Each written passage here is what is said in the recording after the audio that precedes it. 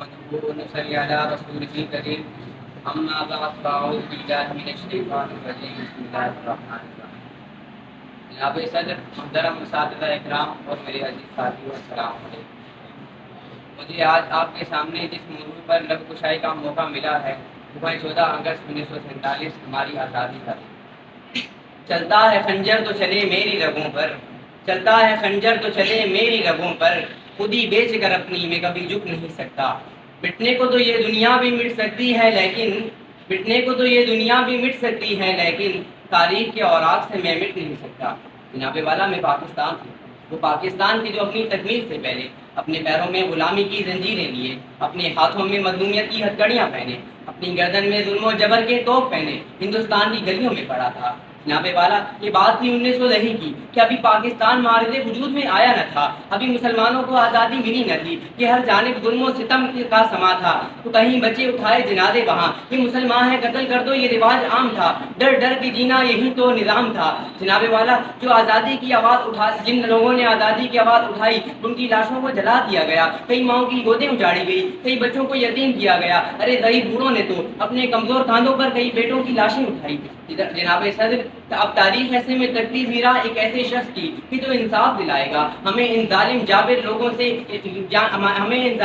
جھوٹے لوگوں سے نجات دلائے گا کہ ایسے میں امید شمس نے جب مغرب کی سمت دیکھا تو مشرق سے ایک ایسا سورج طلوع ہوا جو دین محمدی کا سپاہی بن کر حق و صداقت کی شمشیر لیے ظلم کی زنجیر کاٹنے آیا تھا، پیغام آزادی دینے آیا، اور پوری دنیا نے دیکھا کہ جہد مسلسل کی داستان نگار وطن کی سلامتی کا عنوان بن گئی اور پوری دنیا میں ایک نئی ریاست پاکستان بن گئی۔ 27 رمضان المبارک کی رات کو امت مسلمہ کو قرآن پاک کا تحفہ دینے والے پروردگار نے 27 رمضان المبارک کو امت محمدی کو پاکستان کا تحفہ دیا۔ اب اقبال کے خواب کو پورا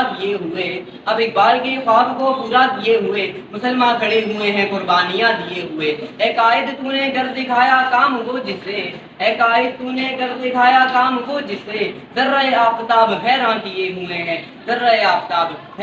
ہوئے ہیں۔ میری آنکھوں کے سامنے فیروز خان ہے جو کارگل کی جنگ میں دشمن کو مات دیتے ہیں اور آفتاب کو حیران کر دیتے ہیں۔ پھر میری آنکھوں کے سامنے بہادر نوجوان ٹیپو سلطان ہے جو دشمن کو مات دیتے ہیں، دشمن کو دھول چٹاتے ہیں اور آفتاب کو حیران کر دیتے ہیں۔ پھر میری آنکھوں کے سامنے کمسن فاطمہ بنت عبداللہ ہیں جو زخمیوں کو پانی پلانے کے لیے آگے بڑھے تو شہادت کا رتبہ پا کر آفتاب کو حیران کر دیتی ہیں۔ پھر میری آنکھوں کے سامنے سید مقبول حسین ہیں جن کی زبان کاٹ دی جاتی ہے، جن کے ناخن اکھیڑ دیے جاتے ہیں، لیکن جناب والا انہیں پاکستان مردہ باد کہنے پر بھی مجبور کر دیا جاتا ہے، لیکن وہ اپنی کٹی زبان کی بہتے لہو سے دیوار پر پاکستان زندہ باد لکھتے ہیں۔ جناب والا، ہم نے اپنی تہذیب کو تھامے رکھا تو ہم بلندیوں تک پہنچے، ہم نے اپنے سنسار کو اونچا رکھا تو ہم کیسر و کسرا کے ایوانوں کو ایمانی طاقت سے لڑوانے والے، ہم فتح مکہ کے موقع پر اہم مدعا سنانے والے، ہم بحر ظلمات میں گھوڑے دوڑانے والے، ہم سومناتھ کے بتوں کو قدموں میں گرانے والے، تمہیں فخر سے کہتا ہوں ہم غزنوی، ہم بت شکن، تم اور ہو ہم اور ہیں، ہم غزنوی، ہم بت شکن، تم اور ہو ہم اور ہیں، اے سومناتھ کے برہمن، تم اور ہو ہم اور ہیں۔ جناب والا، جب ہم آفتاب کو حیران کرنے نکلتے ہیں تو بدر کے موقع پر 313، کربلا کے موقع پر 72، پاک فدائیہ کے راشد منہاس ہوں یا پاک فوج کی میجر اسحاق ہوں، آرمی پبلک اسکول کی طاہرہ قاضی ہوں یا پارہ چنار کی اعتداد حسن، جناب والا یہ وہ ذرے ہیں کہ جو اپنے وطن کے لیے جان تو قربان کر سکتے ہیں، مر تو جاتے ہیں لیکن ہمیں یہ پیغام دے جاتے ہیں، ہر حال میں ہر دور میں تابندہ رہوں گا، میں زندہ و جاوید ہوں پائندہ رہوں گا، تاریخ میرے نام کی تعظیم کرے گی، میں تاریخ کے اوراق میں آئندہ رہوں گا۔ والسلام، پاکستان زندہ باد۔